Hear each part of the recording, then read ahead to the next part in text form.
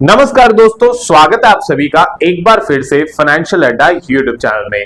दोस्तों, मैंने कुछ टाइम पहले अनलिस्टेड शेयर पर वीडियोस बनाना स्टार्ट करी थी और सबसे पहले तो मैं आप सभी का थैंक यू करना चाहूंगा क्योंकि अनलिस्टेड शेयर्स पर आप लोगों ने बहुत ही ज्यादा प्यार दिया। वीडियोस को इतना प्यार मिल रहा है, काफी सारी वीडियोस ने 10-10 हजार व्यूज भी क्रॉस कर दिए और कुछ वीडियोस में 5,000, कुछ में 1,000, मतलब एक अच्छा रिस्पॉन्स आप लोगों ने दिया अनलिस्टेड शेयर्स की वीडियोस पे। उसके लिए रियली रियली थैंक यू।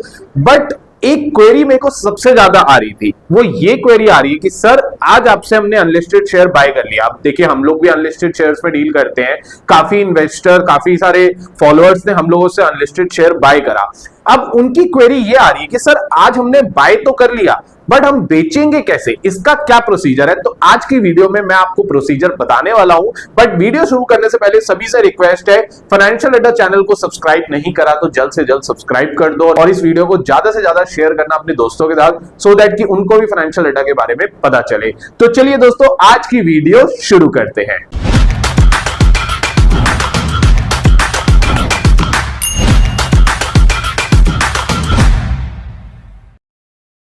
तो सबसे बड़ी क्वेरी मेरे को ये आने लगी कि सर आपसे हमने अनलिस्टेड शेयर बाय कर लिया, या मान लो किसी भी XYZ डीलर से कहीं से भी आपने अनलिस्टेड शेयर बाय कर लिया।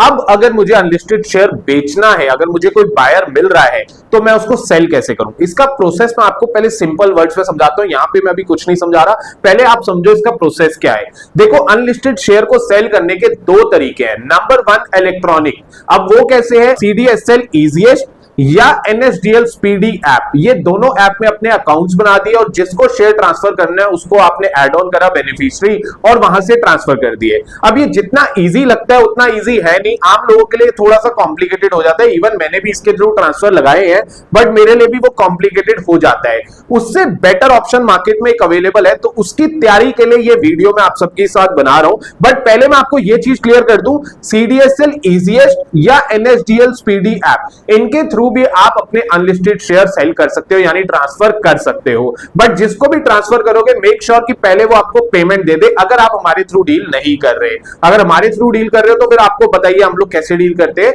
बट मेरा पॉइंट है कि अगर मान लो आपको बायर मिल जाता है तो पहले उससे अपने पेमेंट मंगवाइए एंड देन अपने डीमैट में से उनको शेयर्स जो है आप उनके डीमैट में ट्रांसफर कर दीजिए। तो पहला जो प्रोसेस है वो है CDSL या NSDL के थ्रू, जो ऑनलाइन प्रोसेस है जहां पर आपको अकाउंट बनाना है। इसके ऊपर भी मैं ट्राई करूंगा जल्द से जल्द वीडियो लेकर आऊं, बट काफी सारी वीडियोस YouTube पे ऑलरेडी अवेलेबल है, आप उनकी हेल्प भी ले सकते हो। और अब मैं आपको दूसरा रास्ता बताता हूं जो कि फिजिकली करा जाता है, यानी फिजिकल फॉर्म फिल करके करा जाता है, और इस प्रोसेस को हम कहते हैं DIS यानी डिलीवरी इंस्ट्रक्शन स्लिप।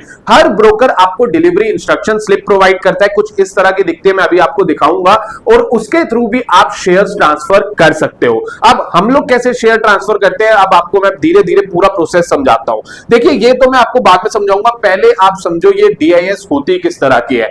तो आपके सामने ये मेरे ब्रोकर की DIS है। मेरा ब्रोकर है निकुंज स्टॉक ब्रोकर, दिल्ली बेस्ड ये ब्रोकर है। इसने मेरे को एक DIS delivery instruction slip provide करी।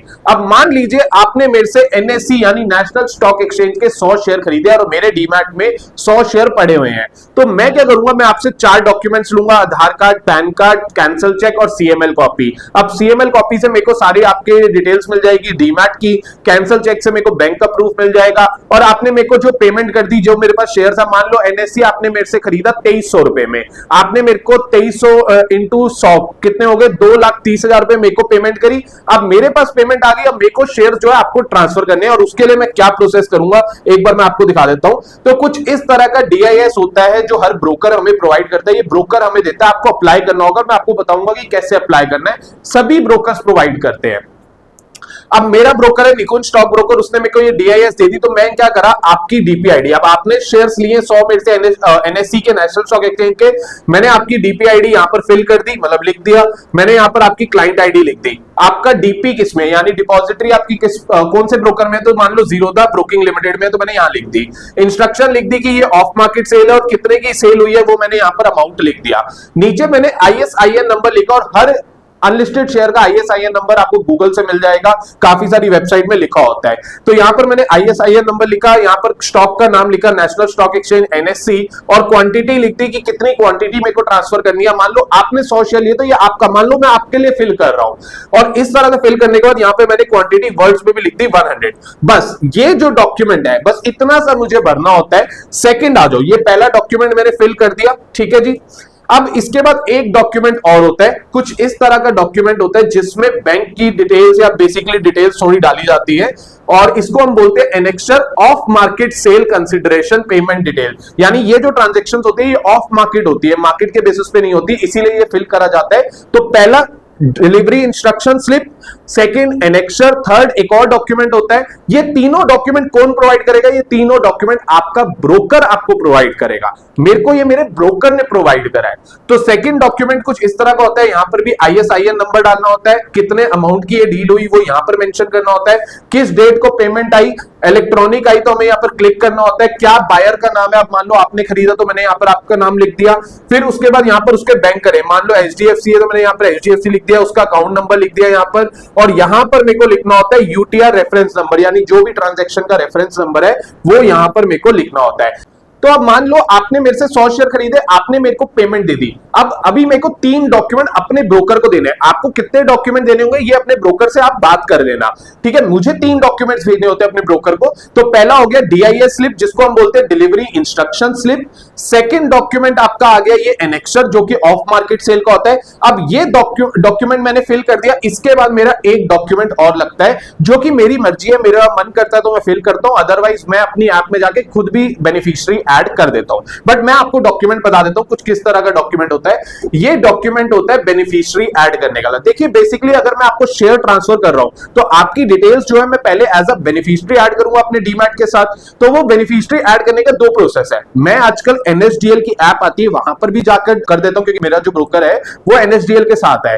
तो मैं NSDL की ऐप में जाके पहले ही जो ये डिटेल्स होती है बेनिफिशियरी की वो मैं पहले ही ऐड कर देता हूं। बट मान लो मेरा मन नहीं ऐड करने का, तो मुझे क्या करना है, एक इस तरह का ये एनेक्सर आता है, यहां पर मैंने अपने डीमैट की डिटेल्स डाली और एक बारी में एक फॉर्म में मैं 3 बेनिफिशियरी ऐड कर सकता हूं। बेनिफिशियरी का सिंपल मतलब है अगर मैंने 3 लोगों को शेयर्स बेचे तो उन तीनों के डीमैट की डिटेल्स आ जाएगी। कैसे आएगी? पहले DPID में यहां लिखूंगा, सेकंड यहां पर आ जाएगी क्लाइंट आईडी और नीचे उसका पैन नंबर आ जाएगा। अब ये 3 डॉक्यूमेंट, आपका एनेक्सर हो गया बेनिफिशियरी ऐड करने वाला, उसके साथ आपका DIS स्लिप हो गई डिलीवरी इंस्ट्रक्शन स्लिप, और साथ में ये वाला एनेक्सर। सो ये तीनों ही डॉक्यूमेंट्स मैं अपने ब्रोकर को मॉर्निंग में ही भेज देता हूं, और जैसे ही वो अब 2-3 बजे के करीब, दोपहर के करीब वो इसको प्रोसेस कर देता है। प्रोसेस करने के बाद मेरे पास कंफर्मेशन मेल आता है, उसको मैं अप्रूव करता हूं। जैसे ही मैं अप्रूव करता हूं, डीमैट से मेरे शेयर्स जो NSE के जो मेरे पास थे शेयर, या कोई भी अनलिस्टेड शेयर मेरे पास थे, वो मेरे डीमैट से डेबिट हो जाते हैं और शाम तक उस डीमैट में क्रेडिट हो जाएंगे जिसको मैंने भेजे। मान लो आपको मैंने भेजे तो ये आपको क्रेडिट हो जाएंगे।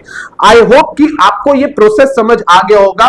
जो प्रोसेस आप इलेक्ट्रॉनिक कर सकते हो CDSL और NSDL की ऐप से, थोड़ा सा कॉम्प्लिकेटेड है बट उसमें भी मैं वीडियो जरूर बनाऊंगा।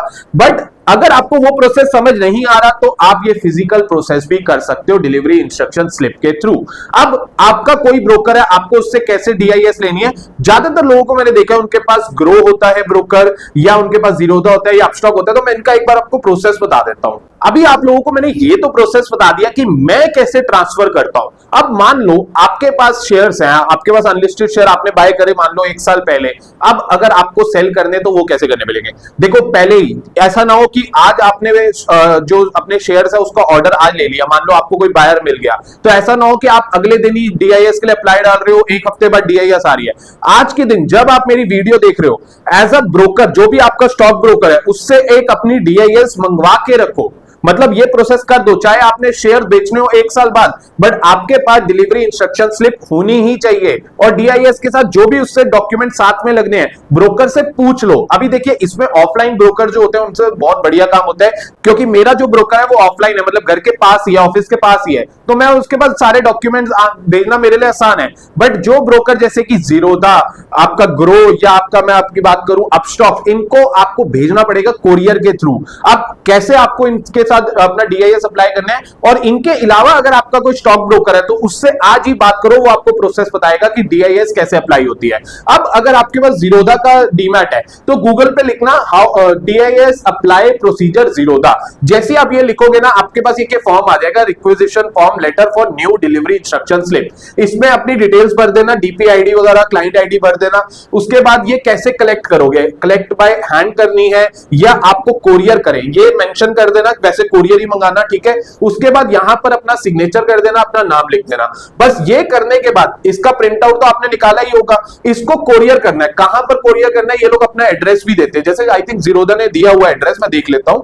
जीरोधा ने एड्रेस दिया हुआ है कि जो भी आप कोरियर करोगे इस एड्रेस पे करोगे, ये बैंगलोर वाला एड्रेस जो दिया हुआ है, तो इस पे आप कोरियर कर दोगे। अब देखो, जीरोधा का आपने डीआईएस फॉर्म अप्लाई करने के लिए प्रिंट करा, उसको फिल करा, अपने साथ में आपने सीएमएल कॉपी लगा दी, साथ में पैन कार्ड लगा दिया, इस एड्रेस पे आपने कोरियर कर दिया।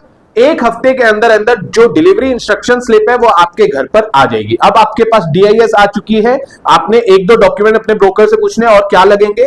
डीआईएस जैसे मैंने आपको भरना सिखाया, आपको भर के अपने कोरियर कर देना दोबारा से इस एड्रेस पे। तो जैसे आपके ब्रोकर के पास कोरियर पहुंचेगा, वो आपकी ऑफ मार्केट ट्रांजैक्शन को अप्लाई कर देगा और जैसे आपके पास कंफर्मेशन मेल आएगा, आपको अप्रूव करना है। जैसे आप अप्रूव कर दोगे, आपके शेयर्स जो है अनलिस्टेड आपके डीमैट से डेबिट हो जाएंगे और सामने वाले के डीमैट में क्रेडिट हो जाएंगे। तो ये प्रोसीजर है यहां पर जीरोधा का। उसी तरह अगर मैं बात करूं यहां पर प्रोसीजर जो आपका अपस्टॉक का है, अपस्टॉक का भी कुछ इसी तरह से रिक्वेस्ट लेटर एक दिया हुआ है उन्होंने भी, इसका भी प्रिंट निकालना, डिटेल्स भरना और इसको भी कोरियर कर देना है। इनका एड्रेस जो है मेरे हिसाब से ये कॉरेस्पॉन्डेंस ऑफिस जो है ना मुंबई वाला, यहां पर कोरियर करना है, ठीक है। बट एक बार आप इनके कस्टमर केयर से पूछ लेना कि कोरियर कहां करना है, वो आप अपने आप पूछ लेना। उसके बाद अगर आपके ग्रो में अकाउंट है तो ग्रो का भी कुछ इसी तरह से फॉर्म है, ये आपको प्रिंट करना है और प्रिंट करके ग्रो को भी कोरियर करना है। जो आई थिंक ये एड्रेस दिया हुआ है तो आप बेंगलुरु में ही कोरियर इनको कर देना। देखिए मैंने आपको प्रोसेस समझा दिया है। आपके पास दो ऑप्शन है, आइदर आप इलेक्ट्रॉनिक फॉर्म से अपने अनलिस्टेड शेयर को सेल कर सकते हो, सेकंड डीआईएस। मेरी मानो डिलीवरी इंस्ट्रक्शन स्लिप मंगवा कर रखो, प्रोसेस पहले से ही मंगा के रखो। जब भी आपको मन करे बेचने का, आपके पास प्रोसेस होना चाहिए, आपके पास फॉर्म साइन हुआ, आपने डिटेल्स भरी और अपने ब्रोकर को भेज दी, वो आपके बिहाफ पे ट्रांजैक्शन कर देगा। बट ऐसा ना हो कि आज आपने शेयर सेल कर दिए और अभी आप अप्लाई करें तो उसमें क्या होगा, प्रोसेस कर सारी चीजें आने में ही 7, 8, 10 दिन लग जाएंगे, तो आपका टाइम वेस्ट होगा। तो मेक श्योर आज ही के दिन आपका कोई भी ब्रोकर हो, चाहे अगर आपके घर के पास ऑफिस है तो उसके पास विजिट कर लो, अगर आपका ऑनलाइन ब्रोकर है जैसे ये वाले ब्रोकर है तो मैंने इनका आइडिया दे ही दिया, ठीक है। अपने ब्रोकर से कस्टमर केयर से बात करो या जैसे भी करो, डीआईएस अप्लाई करो, जो भी एनेक्शर साथ में लगेंगे उनसे एनेक्शर भी लो और वो सारी चीजें अपने पास घर पे रख लो। जिस दिन भी आपको लगे कि आपका अनलिस्टेड शेयर आपको बेचना है, क्योंकि ये प्रोसेस करने से फायदा क्या होगा, मैं इसको आपको फायदा बताता हूं। अनलिस्टेड शेयर में कोई भी लॉक इन नहीं होता जब तक आईपीओ नहीं आ रहा। तो मान लो आपने एनएससी आज खरीदा 2000 रुपए में, एक साल बाद एनएससी का रेट पहुंच गया मान लो 3000 रुपए, आईपीओ आ रहा है अभी 6 महीने बाद, तो आपने क्या करा, 2000 का 3000 में अगर आपको बेचने का मन है तो अगर आपके पास ये सारे प्रोसेस रेडी होंगे तो आप बेच सकते हो जल्दी। अदरवाइज अगर आईपीओ आ गया तो आपको 6 महीने का लॉक इन लगेगा, फिर तो नॉर्मली सेल होगा जैसे मार्केट में होता है 6 महीने बाद। बट अगर अनलिस्टेड में बेचना चाहते हो तो डिलीवरी इंस्ट्रक्शन स्लिप आपको बहुत काम आएगी। आई होप आपको आज की इस वीडियो से पूरा प्रोसेस समझ आ गया होगा। अगर आपके कोई डाउट्स है तो आप कमेंट करके पूछ सकते हो, और अगर आपको अनलिस्टेड शेयर के बारे में जानना है या आपको अगर कोई अनलिस्टेड शेयर चाहिए तो आप हमारा अनलिस्टेड शेयर का व्हाट्सएप चैनल ज्वाइन कर सकते हो, जिसका लिंक आपको डिस्क्रिप्शन में मिल जाएगा। आज की वीडियो के लिए इतना ही, मिलते हैं आप सभी के साथ नेक्स्ट वीडियो में। नमस्कार।